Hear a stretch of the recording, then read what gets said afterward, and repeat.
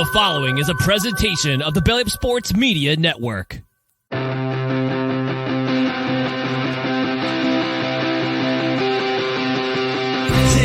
out to the ball game. Take me out to the field. Buy me peanuts and Cracker Jacks. I don't care if I never go back. So we root for the home team. If they don't win, it's a shame. For it's 1, 2, 3 strikes, you're out at the old ball game. Play ball!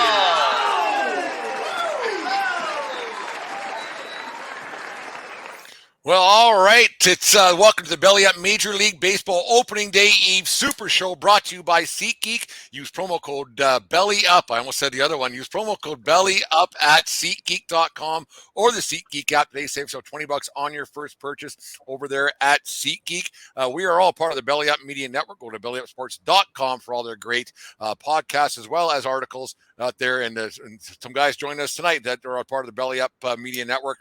First off, we're joined off by Vince Stover of the Sports Stove podcast and the host of the Belly Up Fantasy Baseball Show. Then followed up by Aaron Riley, friend of the 1420 podcast. He's been on our show a number of times, so good to have him on the show tonight. But last and certainly not least, Kevin Wilson, senior writer of the Fantasy for Fantasy Sports, Belly Up Fantasy Sports. How you guys doing tonight, boys? We're doing great. Excited for tomorrow.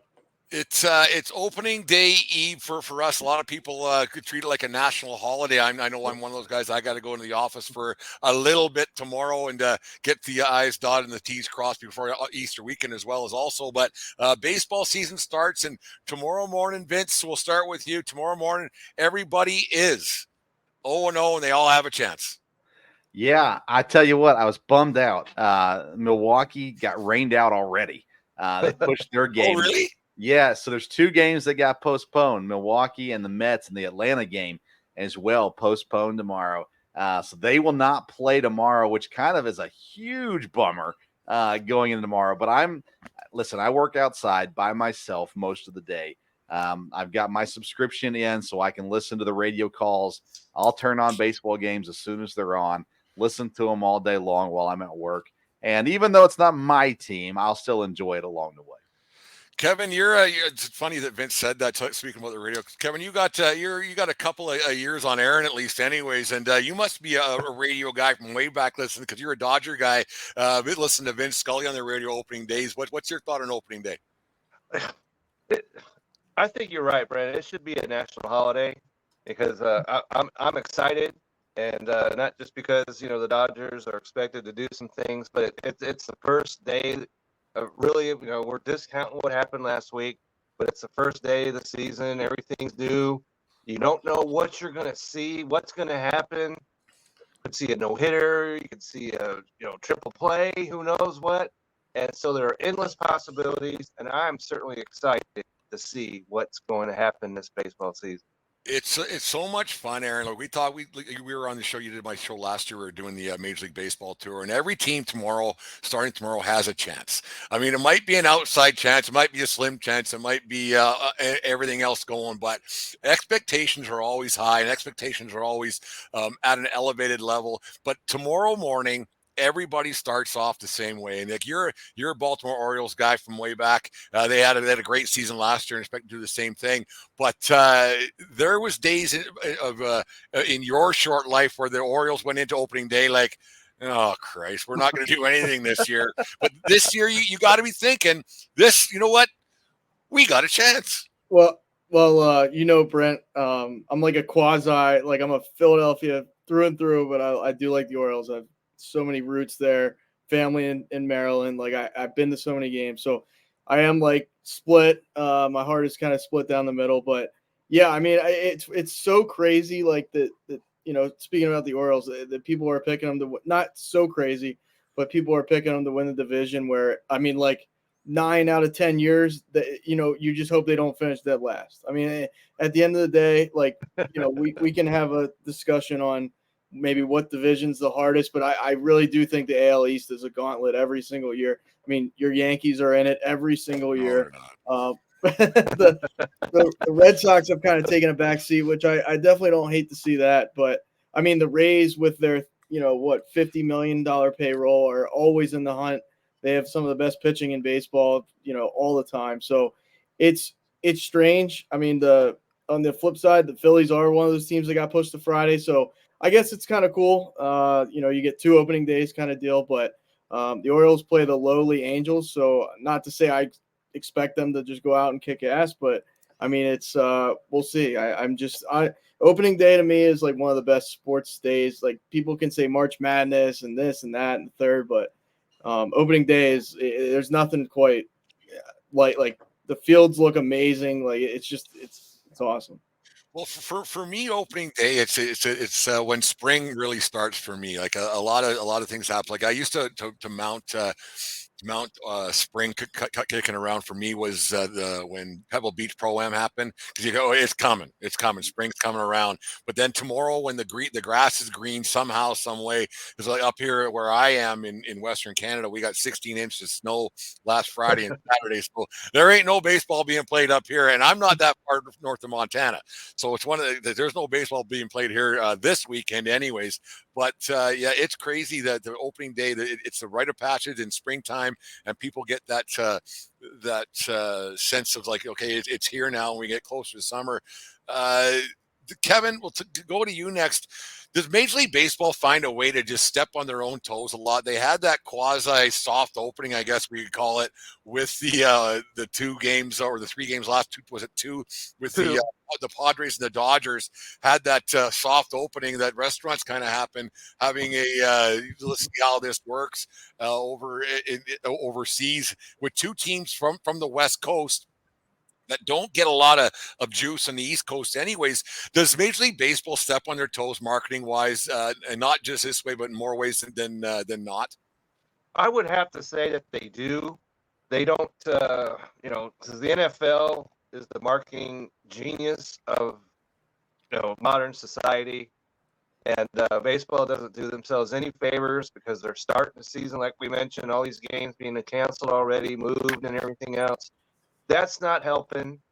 And so I think these guys maybe starting in Korea might turn things around a little bit, because as you mentioned, these games were, anybody could watch them. It's baseball.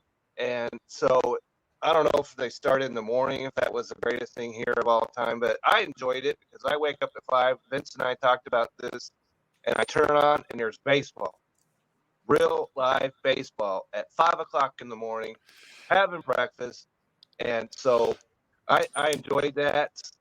Didn't enjoy the last game of that series after the Padres just put the hammer on them. But other than that, baseball just needs to market their players, and they've got great players. They've got great young players, and so let the players get out there, play, show them in their environment, and people are going to follow that, I think. The one thing, Kevin, is that not everybody is old like you and I who gets up at 5 in the morning for breakfast. One of those things. Well, like it's usually people sleep in a little bit. I gotta get up to work. So, we all do, but there's some guys who just turn over on a Saturday morning and say, I'm not getting up for this. Like it's one of those things. What's your thought on that, Vince? Can baseball do a little bit better way of trying to connect to the younger audience a little bit and finding a way to get them, because the demographics and people are different? And we'll go to you next, Aaron, because you're a younger demographic than the 3 of us. But Vince, can baseball try to find a way to do things a little bit differently to make opening day tomorrow a bigger thing, because they're going up still against a bit rather lackluster NCAA tournament? Yeah, I never feel older than talking about how bad baseball is at marketing their things. I just feel like a geezer every time I talk about it. But baseball is right now sitting on a gold mine. You've got the international market with Shohei. You've got these young studs. I mean, Corbin Carroll's amazing. So much fun to watch. Ronald Acuna is still really young, phenomenal baseball player. And you got a bunch of other guys too. You go through this. I mean, Jackson Holiday is going to be a blast. You got Juan Soto's now the biggest market in baseball, and nobody knows. Yeah, and you don't hear about it. everybody says, well, baseball's regional. Well, it's only regional because baseball makes it regional. Major League Baseball does a horrible job at promoting. Go back, say the dirty C word, COVID. Go back to COVID. They had an amazing opportunity. They could have been the only thing going in the world, and they still pushed it back further. And then when they did come out and play, they still didn't take advantage of it. I would have put it on network television and just blasted it everywhere. But you got to go, MLB TV, by the way, is ridiculously expensive unless you're a T-Mobile carrier. But then you're watching Bally Sports, which is bankrupt. How does it even exist? How are we watching it? I don't know. All that kind of stuff. Listen, I grew up in a minor league market in Nashville, and I grew up listening to baseball on the radio. To this day, granted, Bob Uecker is so much fun to listen to. I rather listen to baseball on the radio than anything else on the radio. But I am old, and I can survive that. The current day, I don't know, maybe Aaron can give us better feedback on this, but I feel like my kids, they want to see it, and they want to see the stars. They play the video games, and they are the stars on the video games. They want to see it. And listen, we're not spending the money to watch baseball. So when it's on the weekends on Fox, we watch it. I got it on the radio. That being said, I think Major League Baseball does a horrible job at promoting their stars and promoting their product. That we've had some really fun baseball seasons here as of late. Aaron, like you're the younger demographic here, and what's the talk around the barroom table when you guys are speaking about baseball? Do you because you're a baseball nerd like the other three of us are here? What's the take of guys your age and around your age about the game of baseball, and what do you think the state's at right now? I don't want to be too negative on Christmas Eve for us, but let's just be brutally honest. What do people who aren't the biggest baseball fans, what do they think of the great game of baseball? Yeah, so I mean, for me, I grew up playing. I think that's a lot of the love I still have for it. I grew up playing it. It was the only sport I consistently played, all the way up. And it was just there was nothing like getting to the field, early in the morning. There's dew on the grass, you're just throwing the ball. There's just something to that. And if you've never played it, I will give people the benefit of the doubt. It's not, even as somebody that played it, it's not the most exciting sport to watch. You can argue football is more exciting, and for most people, I guess they would probably say yes. I have a couple close friends that are Hockey. pretty. Well, hockey, especially playoff hockey too. Yeah. That's 1,000 miles an hour in baseball. Baseball is still a standstill sport until the ball's in play type of deal. But I have a close friend who's a diehard baseball fan, and he's, kind of thinks the way I do. But outside of that, it's a lot of my friends, we'll be at the bar, we'll be at a bar or restaurant watching games, and they're on their phones more than they're paying attention to the game, which I don't necessarily think that's a bad for me to enjoy it. Football can be oh my God, I have a headache by halftime. It's there's too much going on. Where baseball, it's I can kind of watch it at a more leisurely pace.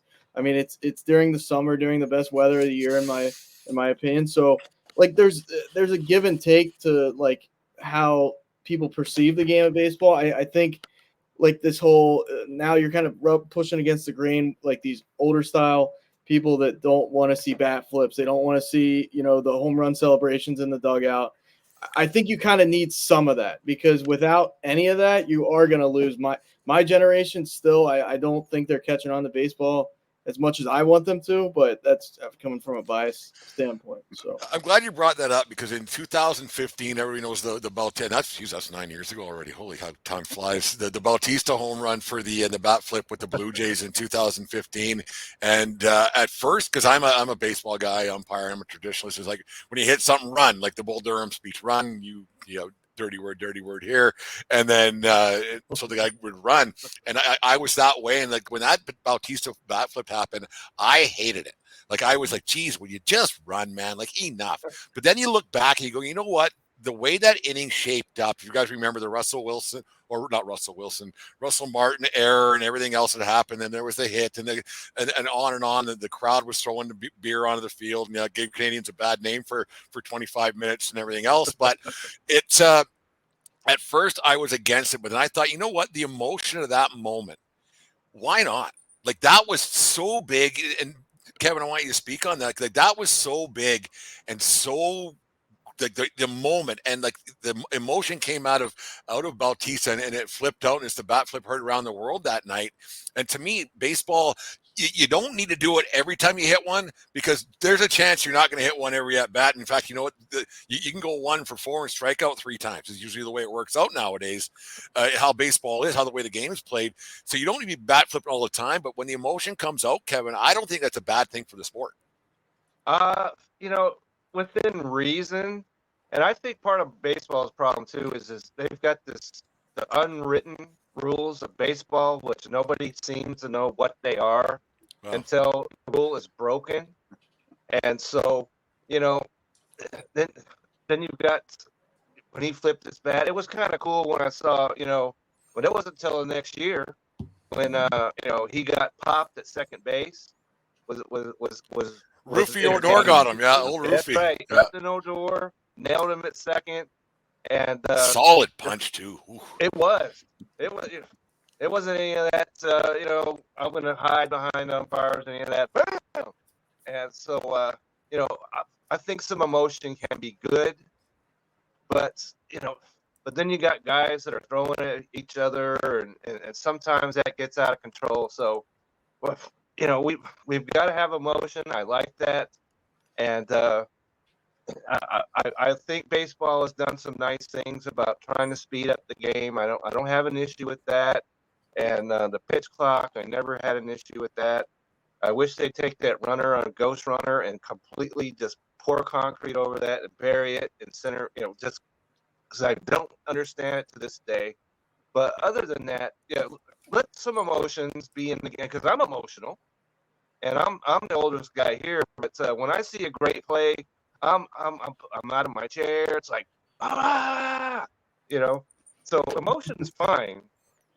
You just got to make sure that you don't get teams out of control. Then you got guys running from the bullpen and everything else, and that's kind of ridiculous. But emotion's fine.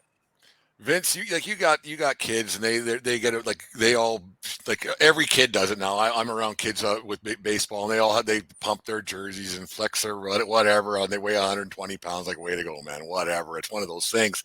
So, but your kids must like that part of the game a little bit when they show some emotion, and no matter what games are, if it's a basketball, it's just a different way that things are done now. And I don't think, like I agree with you, Kevin, not every time, but sometimes, you did something cool, you should be able to pat yourself in the back, because a pat in the back is only about 3 feet from a kick in the ass, and you get a lot more kicks in the ass in life than a pat in the back.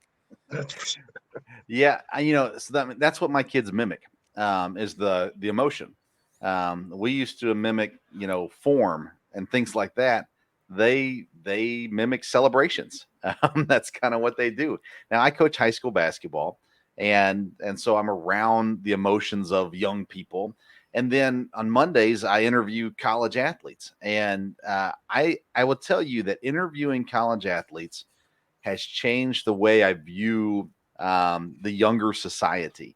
Just because now I feel so happy for them when they succeed, and so when I see them hit a home run.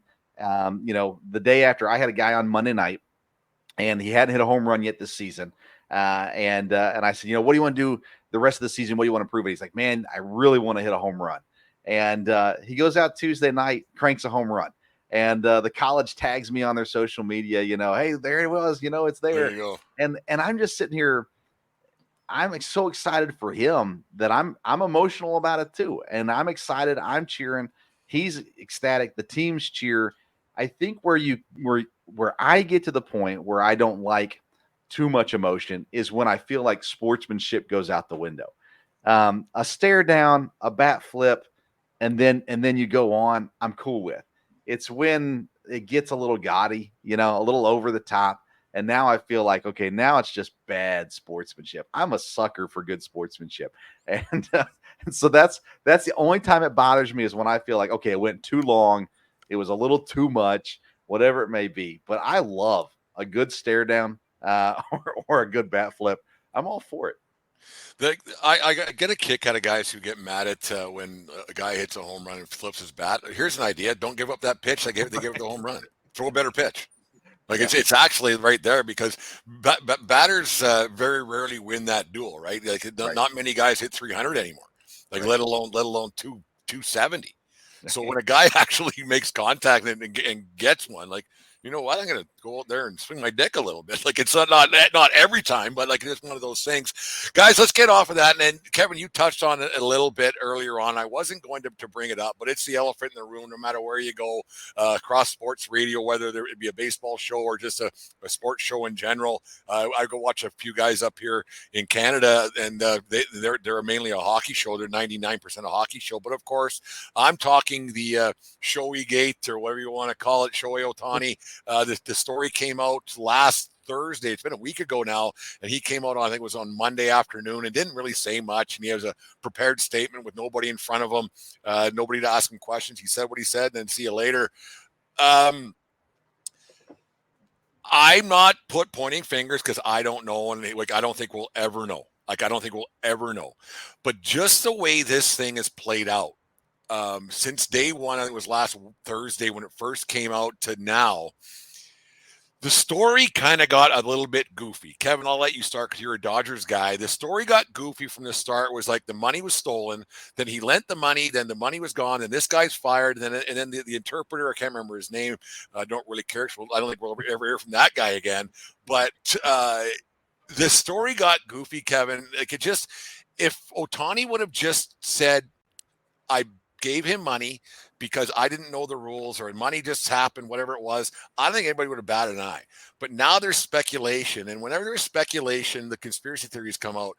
Kevin, what's your thoughts on, take your fandom away from it for first of the Dodgers. I want to hear what your thoughts are on the Ohtani gate, we'll call it, and what your thoughts are on that. Well, my thought was originally that and Vince and I talked about this also. It's hard for me to wrap my head around the fact that somebody could take $4.5 million and somebody's not knowing it. And then I was seeing it that it was explained that this guy was not just somebody off the street. He's been with him for years. He's trusted this guy. And literally the only guy he talks to during a game. That's right. That's right. So I think you hear about athletes all the time that let people have access to their accounts, and you're like, what are you doing? And so I think that's might be what a little bit is happening here. And one thing that's working against Ohtani is people, even though he's in the spotlight, people do not know Ohtani. He's very private. I mean, he got married. Nobody even knew he was dating anybody or anything else. And so he's very buttoned up. So nobody knows about him. So we can't know for sure, I don't think, what exactly happened here. The thing that was really getting me was when you start to hear about how Ohtani and Pete Rose are in the same sentence. That was completely and utterly ridiculous to me. There's no comparison, I don't think, at all here. we don't know right now. Kevin, we don't know as of this very moment. We don't know. But people went there immediately saying Ohtani should be suspended, and everything else that needs to be thrown out of the game and blah, blah, blah, blah. And if he doing it, then Pete Rose should be, put in the Hall of Fame. Just stop that, please. Can we please stop the madness with that? And we just have to let this kind of play out a little bit and just see what the feds, because the feds are involved. If it was just baseball, they'd probably just say, we don't want to talk about this because he's Ohtani's in LA now and Dodgers and so on and so forth. But the feds are involved. They don't care about any of that. So let the feds do what they do and see where this ends up. Aaron, if he was the starting second baseman for the Baltimore Orioles, this is a thought. I actually no, it's not even a thought. I think this is a guarantee. This might be a 14-20 guaranteed from on March the 27th, 2024. If he was a starting shortstop or second baseman for the Baltimore Orioles, whoever that might be this week, I guarantee you he would not be starting. He would not be playing baseball tomorrow. I guarantee it. He'd be under investigation. I guarantee that one. What's your thoughts?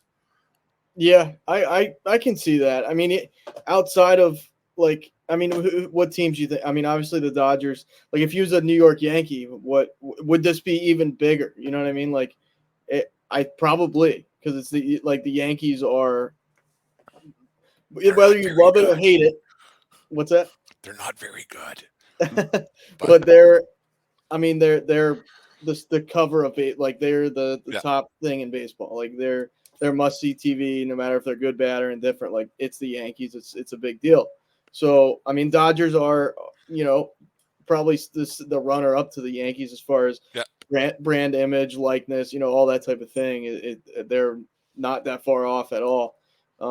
So, yeah, I mean, if he played for the Florida Marlins, like if he played for even your Brewers there, Vince, I mean, it would be probably a whole different dynamic to this. And I was talking to a couple people on a podcast the other day about this, and the awful thing about this, because we already mentioned how baseball doesn't market itself well, is like, of course, there's a black cloud already going into the season. Like, it's just, no matter what, there has to be a negative. Like, it could be opening day, but now there's this dynamic to it. So, I mean, yeah, it gets some buzz, but is it the right type of buzz? I would probably say obviously no.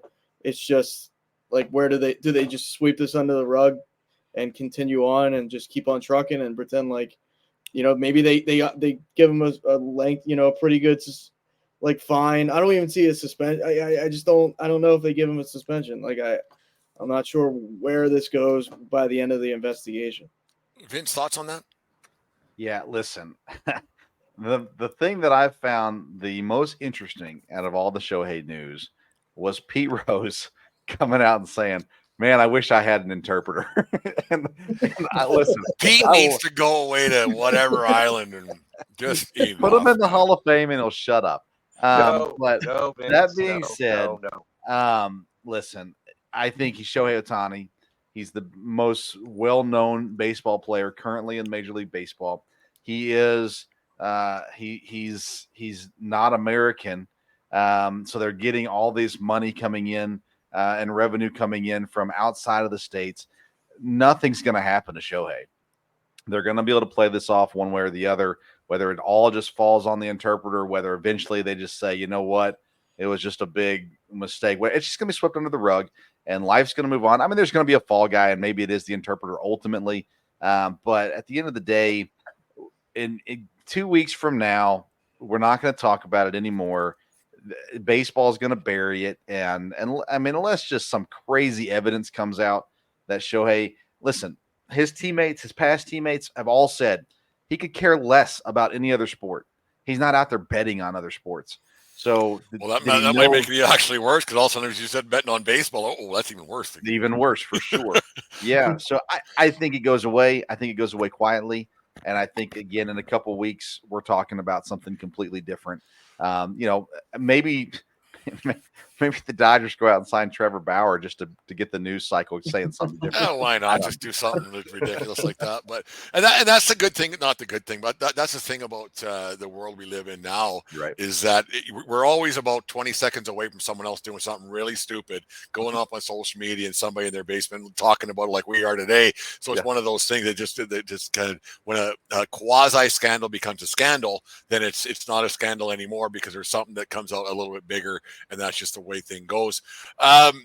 Let's get off that Ohtani thing here. All three of your guys' teams, and mine didn't make the playoffs last year. All three of your teams made some moves over the offseason.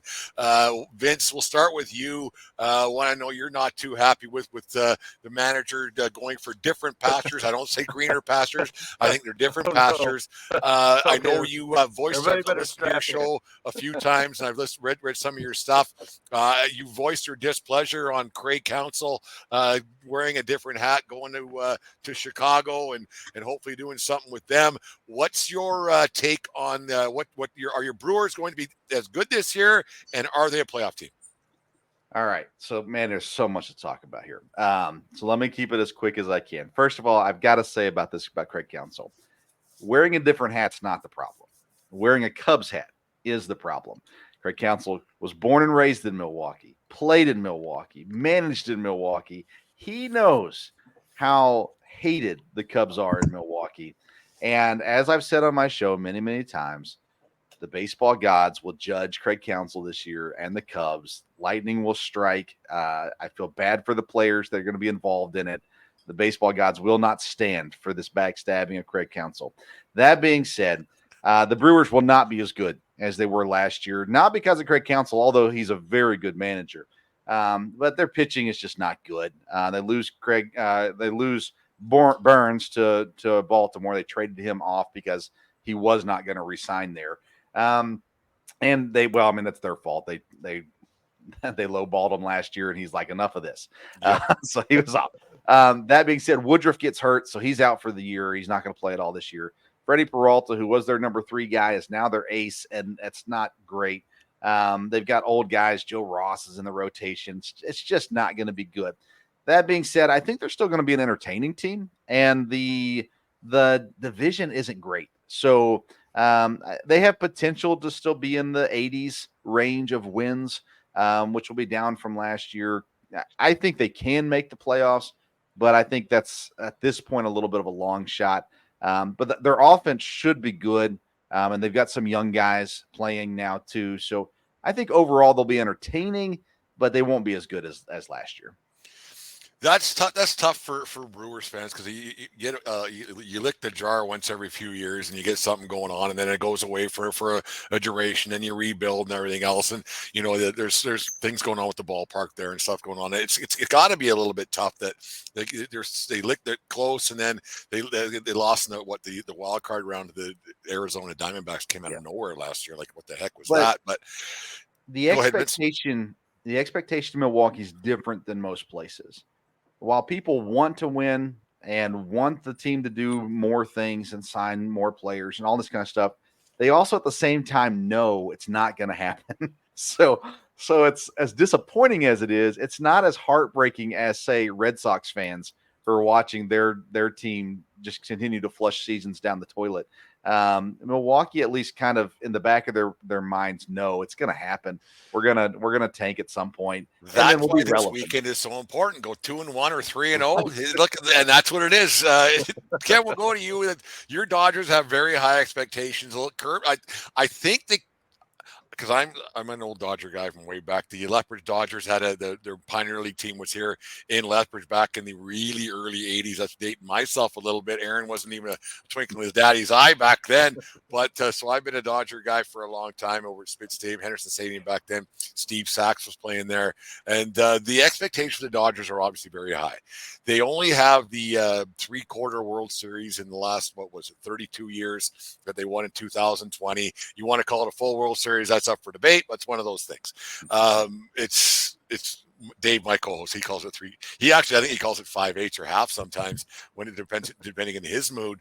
But the Dodgers' expectations are probably higher than ever with the signing of Ohtani and Yashimoto, who hasn't got off to a great start in spring training. I know spring training means absolutely nothing in the big picture, but our concerns a little bit high in Dodger land with Yamamoto's not great spring, and then if the Ohtani stuff can roll into the season, and then Mookie Betts at shortstop, and on it goes. If the Dodgers don't win this year, then when? Because they've been once again licking the jar for a long time. That's true because they've made the playoffs in 14 straight years. 13 of those they won the division. So they're successful by any measure, but they've gone short except for the 5/8 as you mentioned. But the pressure's on them, no question. And it's interesting to me because what has happened in the NL West in the past couple of weeks is was it yesterday or was it? Yeah, I think it was yesterday. Jordan Montgomery goes to the Arizona Diamondbacks. Last night. Okay, so now they've got two excellent starters at the top of their rotation. The Giants signed Snell. They've got two excellent starters at the top of their rotation. We saw what the Padres can do with their offense. So it's not like it's going to be a walk in the park for the Dodgers. I still think they've got the best team. Vince and I talked about Mr. Yamamoto, and the thing that I didn't like about him, giving up the runs, the best pitchers do that. But I didn't like how he looked on the mound. His expressions, he looked like he was shocked. He was shell-shocked out there, kind of like, you're in a minefield, and you don't know what you're. He looked like me in high school. Trust me, I was one of those things. Okay, right? He looked like, whiplash balls going over the fence on me all the time. I'm glad you mentioned that, Brent. You're in high school, and you're going up to the door for your very first, take your first girl out, right? And you're standing there, and you've got this deer in the headlights look. You don't know what's going to answer the door. You just don't know. And so that's the kind of look he had, and I'm concerned about that because pitchers, like I said, give up runs. It happens. But he just looked like he had no idea what he was doing out there. So I think he can get that together, but that is a concern to me. Tyler Glasnow, on the other hand, I like him a lot. He looked, and Vince and I talked about this as well. A pitcher that has 120 innings as his cap is in your ace could be an issue, but he's looked good in spring. He looked good against the Padres. He didn't give up 15 runs, so we got that going on for him. So if the Dodgers, don't make the playoffs, let's just say that, and everybody needs to be fired, and they need to start all over again because you just signed a guy to $700 million, man. You can't start over. $700 million, and the other she's dude's too late to turn back now. So they're going to make the playoffs unless something seriously goes sideways. But I'm not ready to predict that the Dodgers are going to win it all because there are just too many good teams out there. And, there are just too many good teams. And I'm a Dodger guy. I want them to win. I want them to win a championship because, except for 2000, which was in Texas, and I got to go see him play. So that was pretty cool.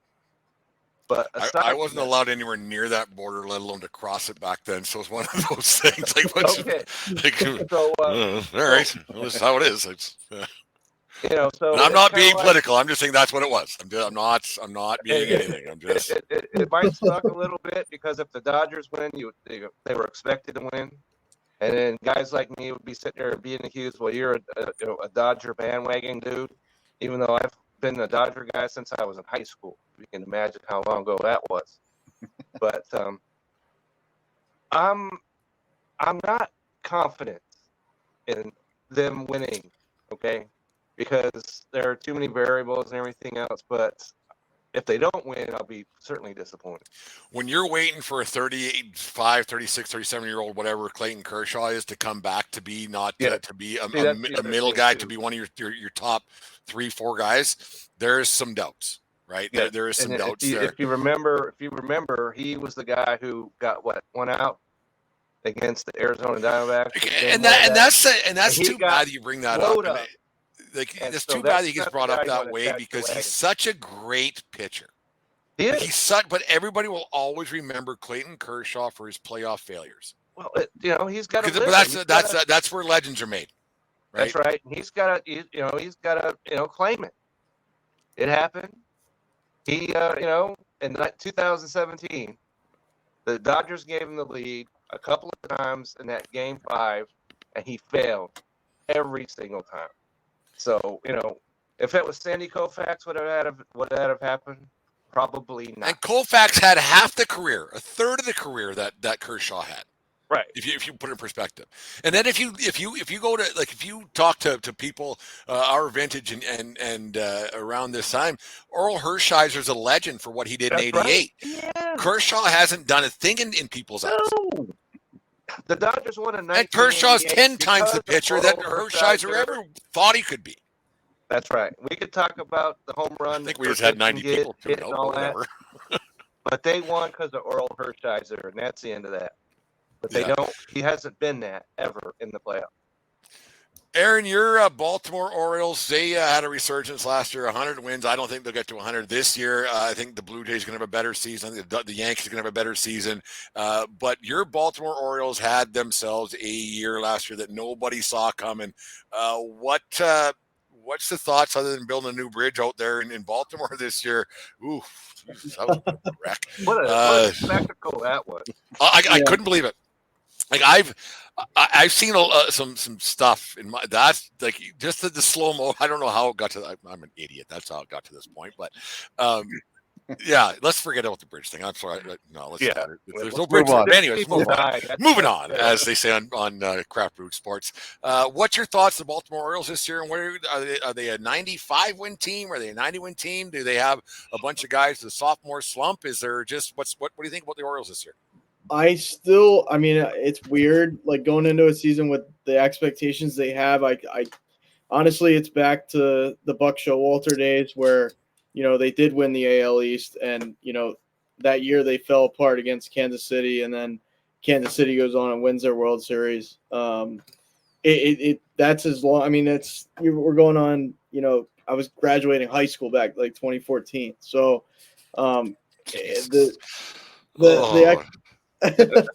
it's all right. I work with people that were born after the Eagles were in the Super Bowl, to give you perspective, in 04. So like now I'm like, I feel old already. So, but no, I don't know how to. I mean, I obviously, like Vince can speak to, like Corbin Burns is a number one.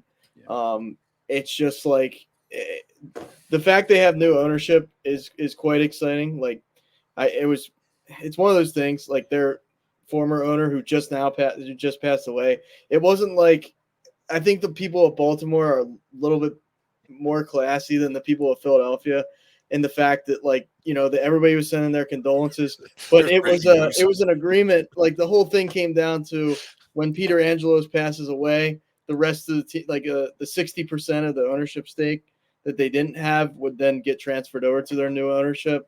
And it was like, it was heartfelt. Everybody's like, thanks for what you did.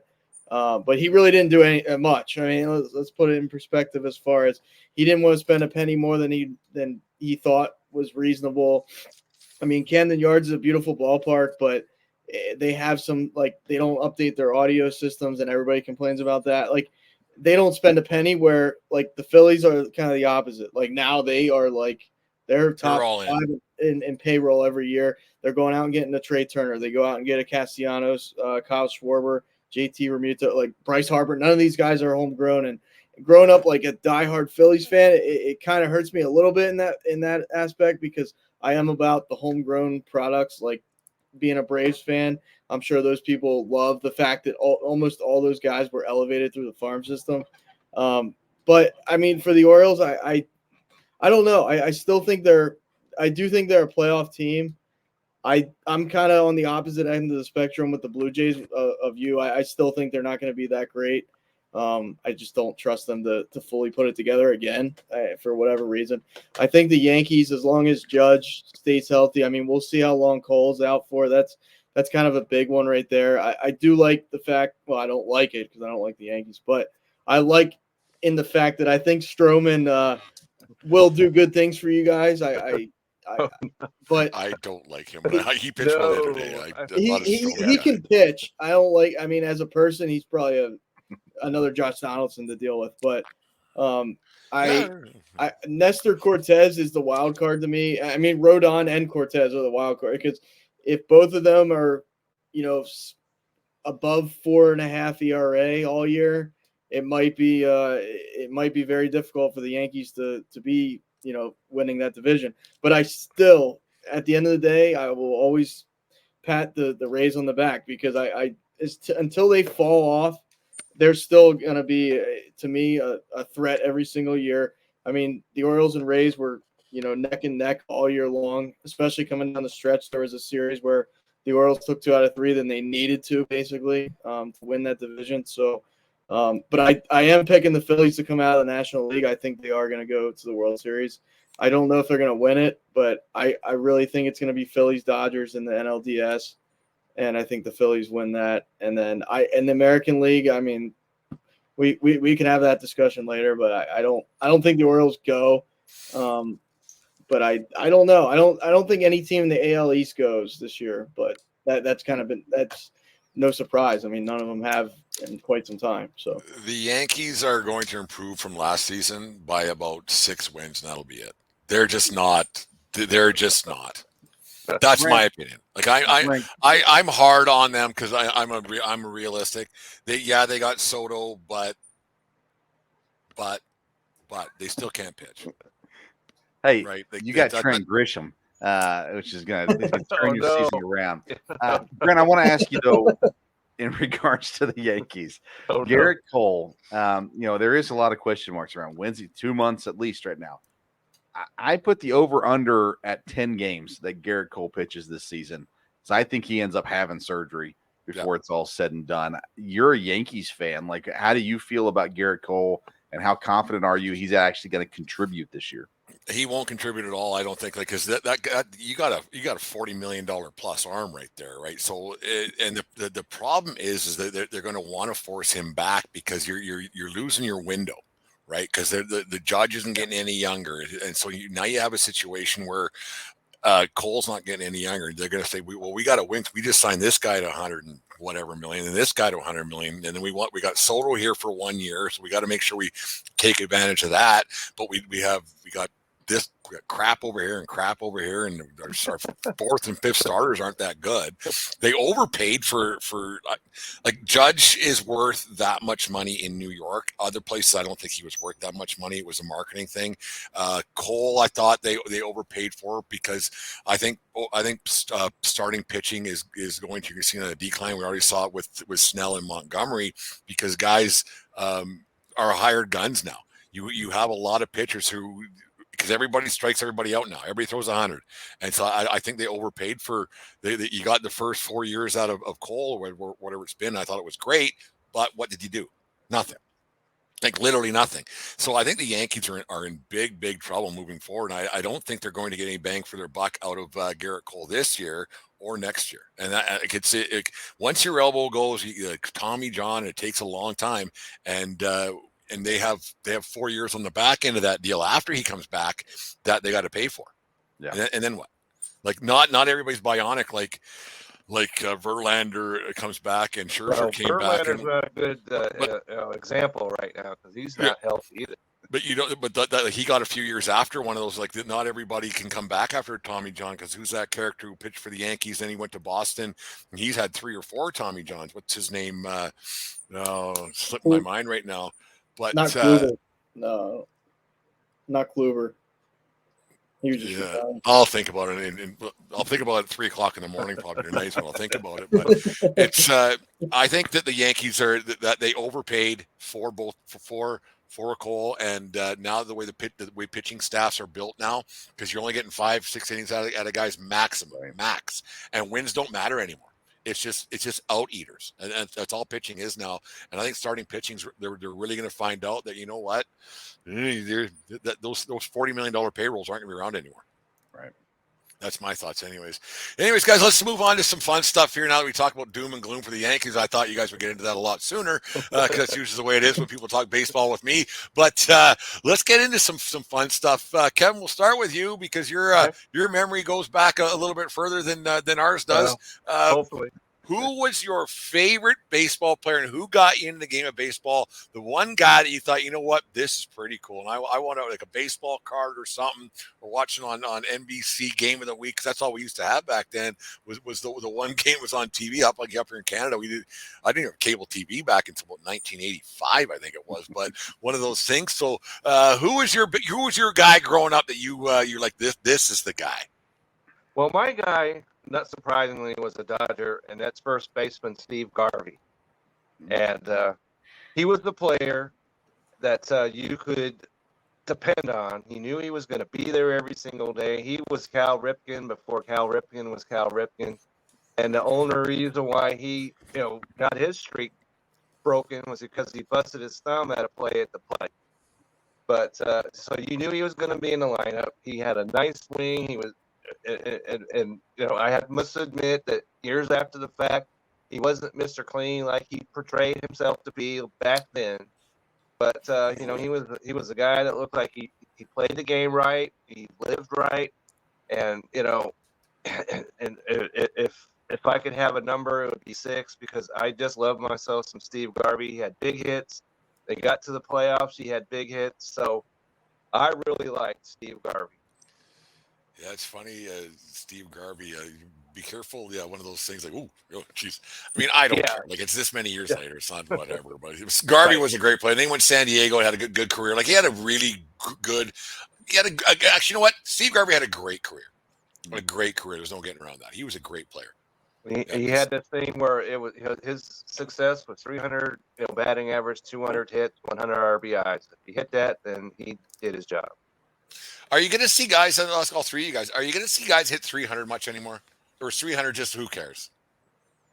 Well, apparently, if you hit over 300, you get sent down to the minors, Jackson Holiday. So I don't know.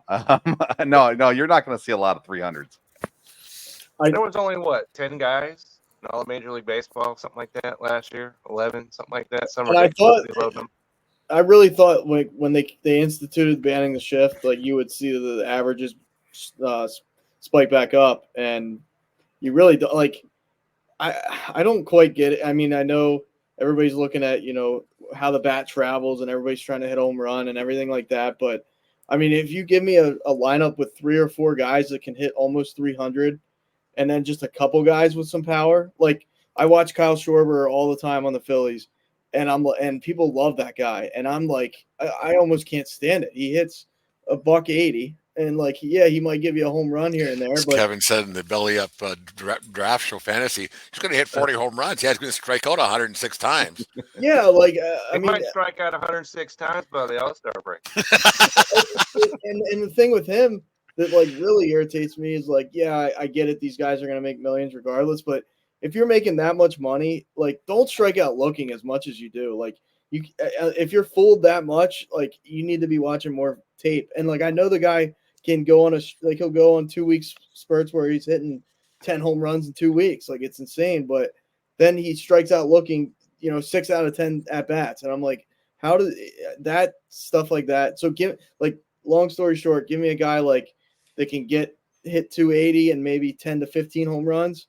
But he's walking all the time, which Schwarber does walk a good bit. I'll give him that. For as many times as he strikes out, he walks a lot. But this whole like hitting 180 and then he'll give you 35 bombs, or 45 or 50. Those type of players, I'm like, I see that batting average and it makes me sick to my stomach. Like you're under 200, you're under the Mendoza. Crazy how that's changed in the last 10 years. How batting averages doesn't even matter anymore. It's crazy. Vince, who was your guy growing up that this guy is the one? So I didn't have the one necessarily. So my mom's a Reds fan. My dad's a Giants fan. So for me, Barry Larkin was my favorite player. Good player. Great player. Loved Barry Larkin. Chris Sobo caught my eye because he had the glasses. I thought those were kind of cool. And Will Smith playing first base in San Francisco was a fun guy to cheer for too. But then Tony Gwynn. Man, he had that World Series where he was just I'm sorry, Kirby Puckett. Sorry, wrong, short, larger guy. Kirby Puckett caught my eye on a World Series as well. 87, yeah, and it was just fun to watch. So as a kid, though, Barry Larkin was the guy that if I was out in the yard playing baseball by myself, I was always Barry Larkin. Larkin's Larkin's downfall in fandom was there was so many guys like Ozzie Smith was just a better defender, right? And so there was just guys that were just above because Cincinnati wasn't relevant. They won the World Series in what was it 1989 or 90, whatever it was. Was it 1990? Yeah, and then big upset against Oakland, but like Larkin was just that guy. But there was other guys that were just above him, and then once again, Major League Baseball they didn't market it back then. They don't market now. But Larkin was a great player because even on the Nike shoes thing, that Larkin was down on the totem pole there. One of those things with him. Aaron, who was your guy? So I had to say one is a little tough. I mean, I idolized Chase Utley a lot growing up because he was not that big, but he had power, and growing up, I always wanted power, and I just didn't have it. Like it just wasn't in the cards for me. It's probably technique more than anything. But but like, I played a lot of second base, so watching him play and just being able to hit 30 home runs, and he hit for a good average back then. And then like another player was Adam Jones on the Orioles for a long time because he could just go get them. Like he could track the ball really well. I mean, he threw a ton of guys out all the time. Pretty good hitter. I mean, he struck out like a million times too, and he couldn't lay off a curveball that was 4 feet off the plate. But there's those two players stood out to me. I mean, a lot of guys over the years, but I just those were I always wanted, like, third base was like that's my dream. So I watch Alec Boehm on the Phillies now, and I'm like, man, he's got it all. He's 6'5". He's a third baseman. Like, that's, if I could be like that, my life would be complete. But that's those. I umpire in a summer wood bat league up here in Western Canada, and I like third basemen. They're gritty. Still, like a third baseman still, even when they're 19, 20, 21 years old in college, they're still gritty. They come up with dirty pants, and they're not pretty boys. Like I still like me a good third baseman. That was my favorite position by a landslide, and like the ball would get to you right away. I mean, you got the thing I like about a third baseman is if they miss when they get old, their coaches don't get mad at them because they know it's hard. Like, so it just goes. It's too hard. It goes by. And playing middle infield, like, your footwork around the bag has to be so good, and that was something I always struggled with. So I was like, all right, third base, I don't have to worry about. I just got to throw it to the second baseman to get the double play going. So yeah. Keep me out on third base. I'll be all right. Yeah, just throw it, hope for the best, guys. Going to a Major League Baseball game or a minor league game or a summer wood bat league or a college game, it's always great. It's always a fun time, and you can sit in the stands and you can talk with the person next to you and just have a relaxing day. Have a beer, have some peanuts, have whatever you want to do, or popcorn, or whatever it might be, and you don't really got to pay attention a whole bunch until you hear the crack of the bat and everything else, and then but there's always a moment at a game, whether it be, like I said, at a college game or a major league game. Vince, we'll start with you. Do you have a memory from a game that sticks out in your head? It might have been on a Tuesday afternoon in June, that the game meant absolutely nothing to even the guys on the field. That one that you remember the most, go, you know what, that was pretty cool, and I'm glad I was there. When I was a kid, my dad, he used sports as ministry. And so he had met a baseball player and minor league baseball player in New Orleans. And we got to get to know him a little bit, went to lunch with him. He was in Nashville playing. And he told me, we were talking the day before the game, and he said, if I break my bat, he said, you come down to the dugout and I'll give it to you. And so we went to the game that night in Nashville. Sure enough, he swings, runs down to first, and my dad said he broke his bat. So he's like, go down there. So I go down to the dugout. Sure enough, he sees me standing there at the end of the dugout, comes over, hands me this bat. I'm a kid. It's like, at first you're like, it's a broken bat. What are you going to do with a broken bat? There's that too, yeah. But it's something you never forget too, that in my eyes, he was a AAA baseball player from the New Orleans Zephyrs, and no one knows who he is. He never made it to the majors or anything. But for me, I'll never forget the opportunity to go down, grab this bat, walking up the stands. Everybody, all the other kids are jealous of you because you got this bat that you're just given to you out of the dugout and everything. For me, minor league baseball was a great childhood memory all the way around. But that was pretty cool just to have that experience. Yeah, you go to a park and something like that happens because you think these guys are. You look up because you're just little, and you look up at these guys and they're larger than life. Like, holy cow! And you think they're all making billions of dollars, like, and they're making 48 bucks a day. One of those deals where you don't know, and you hope that you see them sometimes on TV. It's unbelievable, and how close you can get at minor league parks to the players. It's huge. Kevin, what do you got? Who's your what's your memory at a ballpark, major league, minor leagues, college, whatever it might be? All right, so I'm going to go with because you mentioned about in the Pioneer Leagues and all that stuff, and the Dodgers. And back in the day, the Ogden Dodgers were, okay, now they're the Ogden Raptors. And right there in Ogden, Utah, which was where I was born. But anyway, so I go in to visit my family and all that, and we go to a game. And out there, on the outsides of the walls, they've got all these jerseys out there. They got Steve Garvey, Bill Buckner, guys like that. And so it's just a walk through, the history of baseball. And that was the stadium where you could go and sit down and look over, and there's Tommy Lasorda sitting there watching the game. And so right over here, as a matter of fact, right here, I've got an autographed baseball right here from Tommy Lasorda, because he was at an Ogden Raptors game. Yeah.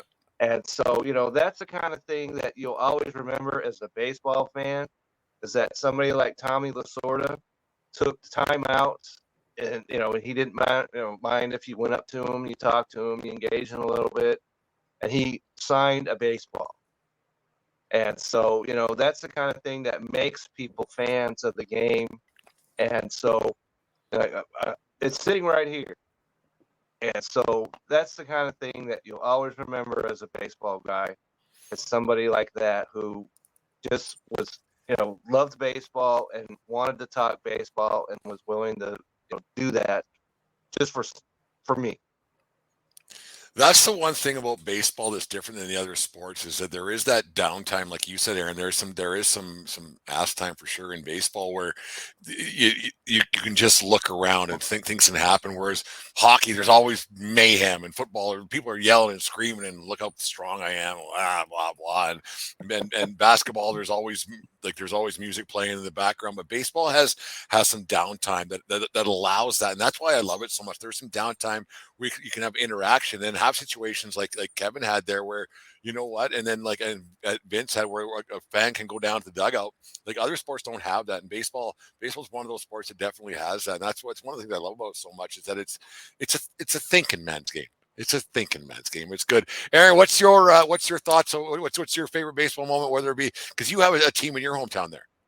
Yeah, we have so it's the Atlantic League. So I'm from South Central Pennsylvania, and it's the Lancaster Barnstormers, who play, a variety of different. I mean, there's teams that'll move out, and then there'll be a new team that moves in almost every year, at least one. So it's kind of like a floating. I mean, the league stays afloat, but I go to games sometimes and I look around, I'm like, there might be 100 people here. Like, I don't know.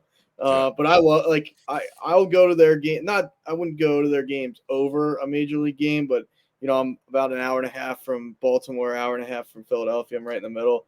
So it is nice that they're 10 minutes down the road. And I love that. 12 from Seattle. I'm 12 from Colorado. So yeah, woohoo, whatever. Yeah. No, it's just I get off work and I'm like, hey, I want to go to a game 10 minutes down the road. And It's still professional. A lot of nearly all those guys were with teams and affiliate, they were in AAA or AA, or there's been guys that have played in the major leagues. So, and like you said, Brent, you can get so close, and in that ballpark, you can get right on top of the dugout, for $8 or whatever, I mean, it's awesome. So, as a lover of baseball, but actually it's a mixed bag. I still say it's a good memory, but I went to the Orioles game. It was against your Yankees, and the Yanks are I always go down for batting practice, because I think that's one of the coolest things that you can have access to before the game. And the Yanks are taking batting practice, and I remember making eye contact with Mariano, and he throws it up, and this big guy gets in front of me, and I was probably 14, 13 years old. You should have punched him.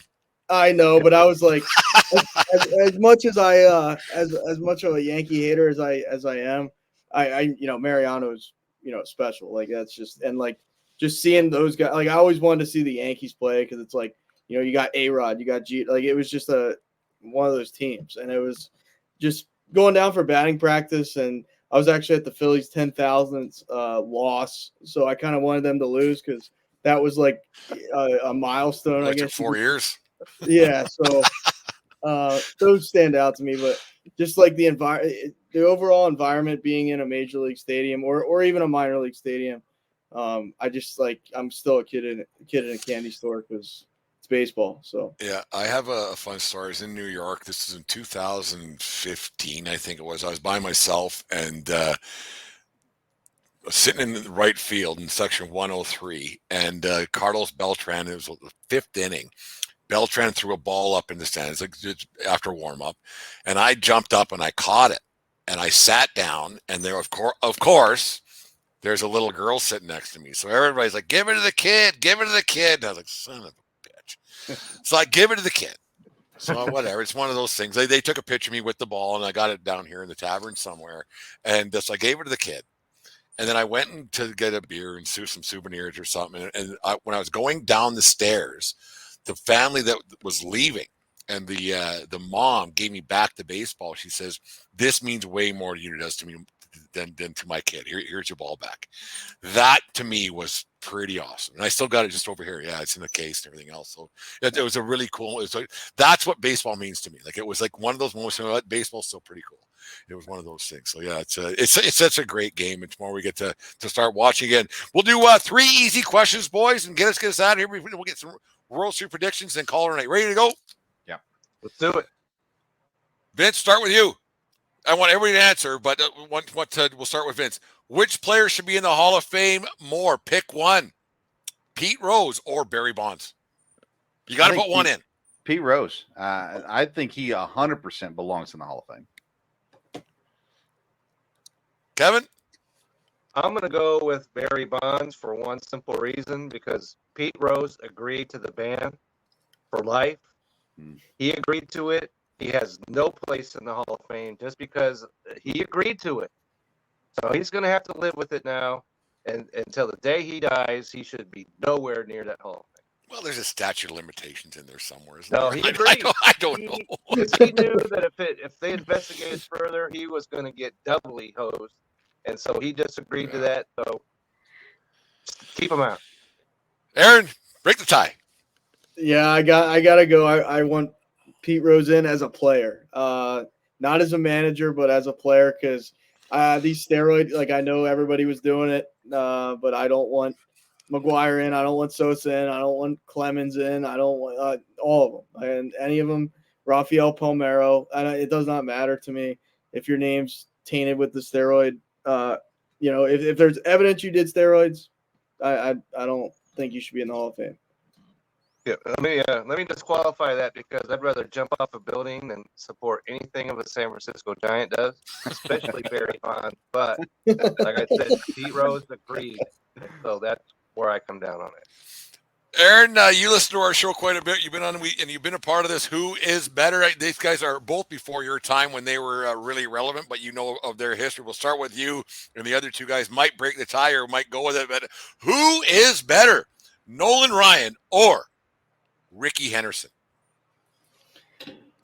Wow. I'll go, because I have a soft spot for pitching. I'll go Nolan Ryan just because, he was just, that guy was 40 years old throwing, faster than anybody else, and he's beating the crap out of, I forget who that was. Like he's a cheat code. Like I'll take Nolan Ryan every time. Vince? Man, okay. For me, it's an easy one, Nolan Ryan. But let me say it this way. I watched Nolan Ryan towards the end of his career and thought he was amazing. I recently watched the documentary on him, and I thought, my goodness, I wasn't watching him when he was with the Angels. And I just knew him as a Ranger is basically how I knew him. Yeah. The career that guy had, the length of it, and just the magnitude of it to me. And Rickey Henderson's great and very, very good, awesome. But Nolan Ryan is, to me, he is Mount Rushmore of baseball right now. Kevin? I'm going to have to go and agree here with Nolan Ryan. I was on the opposite side of Vince because I was in California back when him and Frank Tanana were pitching for the Angels, and I got to go Frank see Tanana, holy, there's a blast in the past. So I got to see him early in his career. I got to see him against your Yankees. He was pitching a no-hitter into the 9th inning, and it got broken up in the 9th. But the thing that really, when you get right down to Nolan Ryan, the thing that really pops out with him is when he was pitching and he hit the guy, the White Sox. Robin Ventura.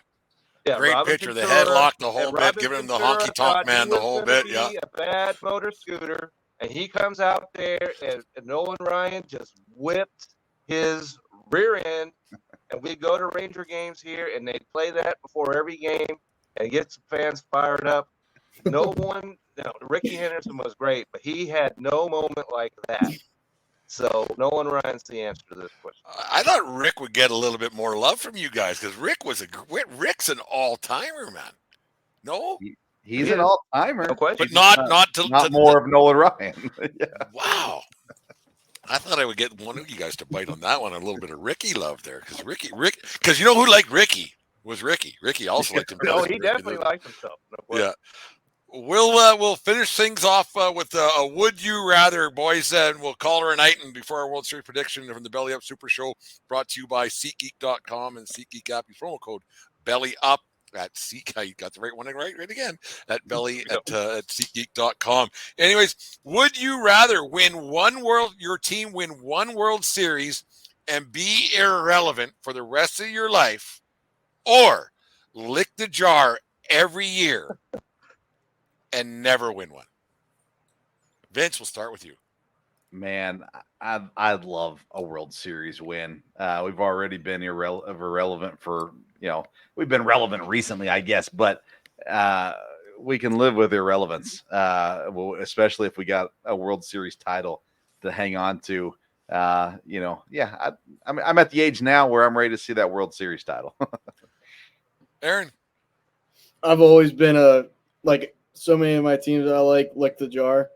I will take a World Series and then be utterly miserable forever than lick the jar forever and never get that is the worst thing ever to me. I'd rather be almost subpar than close and then never actually doing it. So give me the one World Series, then just fade away. That's fine.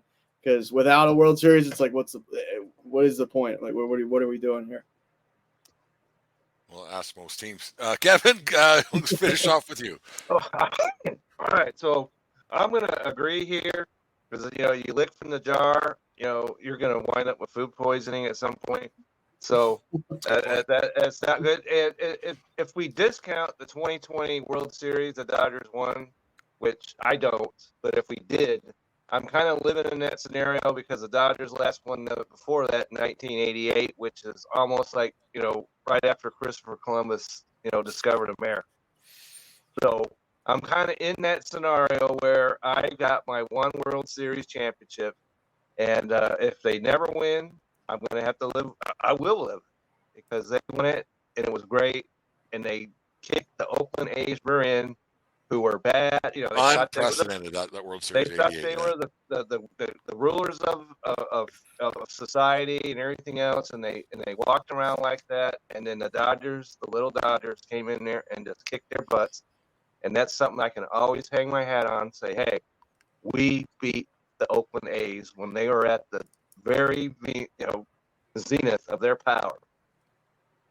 I have a funny story. We'll talk to you off air. Have a second off air one day, Kevin. Actually, I'll have you on the show one night. Okay. Mickey Hatcher and me got into a bit of a set too when he was the manager of the Great Falls Dodgers in the Pioneer League when they went down there. Me and Mickey got into it a little bit. He was not very happy with a young Brent Radlinski back in 1998, I think it was, as an umpire. Okay. Me and Mick got into it a little bit, and I threw Mickey out of a game. We'll talk about it. I'll have you on the show maybe next week. We'll discuss that. Okay, I like to hear We'll have a talk. Vince, go ahead. You want to say something? I'm just curious. I've never heard the phrase "lick the jar" before. Is that a Canadian thing? Yeah, I think it is. Okay. Licking the jar. Okay. Like looking for something way down below, and That- it's just not there. Yeah. Does that, It's empty. I don't know. it's an image that we don't want to have.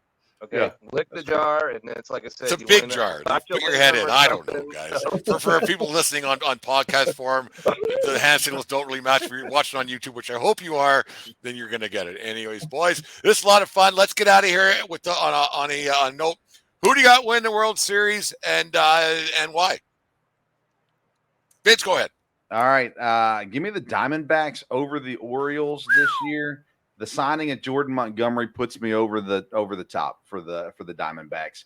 adding him to the rotation really gives them something that they were lacking. They've already brought in another pitcher this year that is injured currently, but Eduardo Rodriguez. So I love the talent that Arizona has as well. And I know they were there last year. Getting back is never easy. But that being said, I like that pick. So I'll go Diamondbacks over Orioles. In a World Series that most of America won't see. And that'll be too bad on them because it's two No, I agree. fun teams. I agree. Yeah. It'd be great, but it's funny how that would work out. Like, Yep, who's playing? right. Yeah, because there'd be a football game. Well, yeah, great pick. Though. I like that pick. Aaron, go ahead. I have this feeling that it's the Phillies' year. I don't know. They now talking about licking the jar. I mean, they get bounced by the Diamondbacks last year, which I did not see coming. Craig Kimbrell goes from one of my favorite teams to another, so goes down to Baltimore, which I'm like, oh God, I don't know.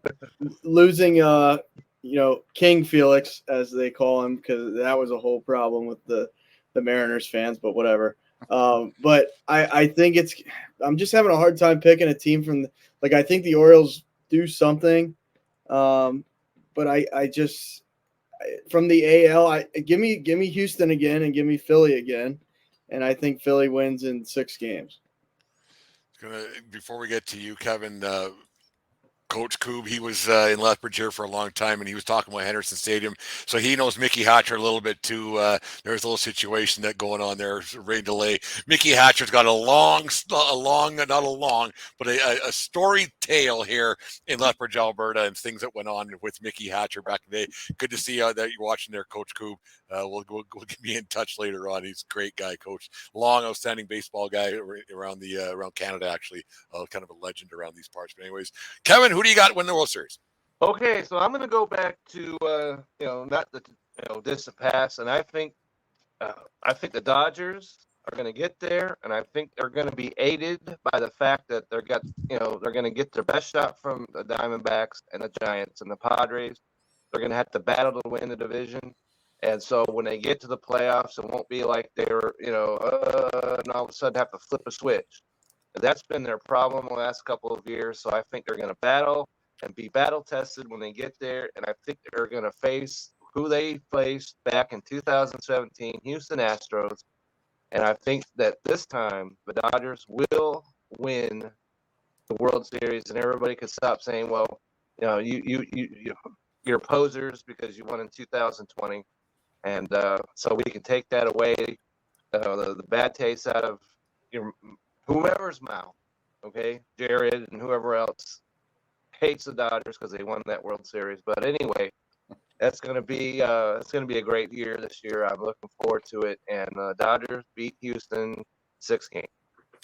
It is unfair that people, like in hockey, we talk about Tampa Bay because they won that year and they get a 3/4 or 5/8 title in the NHL because it was a thing, like the crazy C word, like you said there, Vince, that it was one of those things. Someone had to win, and I'm surprised that people are so down on that because I remember sitting in my backyard and having the TVs up and I was like, thank God there's something on. And that's how this all started for me, was because of COVID, because Deanne, she said, you got to start doing something, man. I was like, all right, I guess start a podcast because that's what you do. It's one of those things, I guess. So I got the Philadelphia Phillies winning one, because if not this year, I think they're another one of those teams then when. I think the Dodgers are going to be pitching light, in my opinion. So I think the Dodgers beat the Phillies in the NLDS, and I think that the Phillies, because I think that they're just destined to win. They stumbled a little bit last year, a lot of it, up 3-1 in the NLCS last year. So I think they're going to find a way to win the World Series this year. It's been a long time for them. 2008, I think, was their last one. I think it was, because then they lost the Yankees in 2009. You know who won't win the World Series? The New York Yankees. I know you three are happy to hear that. I was going to say the Nationals. Yeah, that's the second guarantee from the 1420 World Headquarters tonight, boys, is that the New York Yankees will not win the World Series tonight. Mark that up. You can mark that down. Go put some money down wherever you want to do. That the Yankees will not be winning a World Series this year. Guys, this is a lot of fun. We'll go around the table. Tell us where we can hear your stuff, and hey, this was a lot of fun. We didn't get too in depth on some stuff, but I thought we made some laughs. We didn't cause any problems, which is different for what me and Dave usually do. But anyways, Vince, where can we hear your stuff? What do you got going on? Hey, man, the Sports Stove podcast, it's on YouTube, on Belly Up Sports YouTube, on the Sports Stove YouTube. It's on wherever you get your audio podcasts. Right now, we're doing 3 shows a week.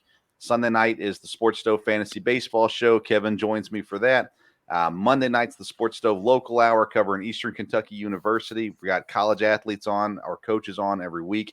And then Wednesday night, my dad joins me, 8 o'clock, and we just talk general sports, NFL, Major League Baseball, NASCAR, college basketball, stuff like that as well. And so you can find us around. We're plenty of places. It's everywhere, and I know it's all about got going on. Kevin, what do you got going on? Well, you can always go to the Belly Up Fantasy website, and I've got 2 articles that are out there almost simultaneously, because we had our fantasy draft, as you're well aware, Brent, and I reviewed the first round of that draft, and so that's out there. And also, I wrote an article because we're on ESPN, and if you're on ESPN in the fantasy world, last weekend's games count. Doesn't matter when you drafted, doesn't matter what you try and do, those games are going to count, and that's all there is to it. And you can only use 10 pitchers this week, so I thought, well, people, because usually 12. And so I put out an article so that people could be aware of this. And so if you took Yamamoto and got negative 12 fantasy points, you knew it was coming before it happened. So I've got that out there. And as Vince said, him and I have got the show that we do every Sunday night. So, and also I got an article out there about the first waiver pickups, even before the season started. That's out there right now. So I should mention that.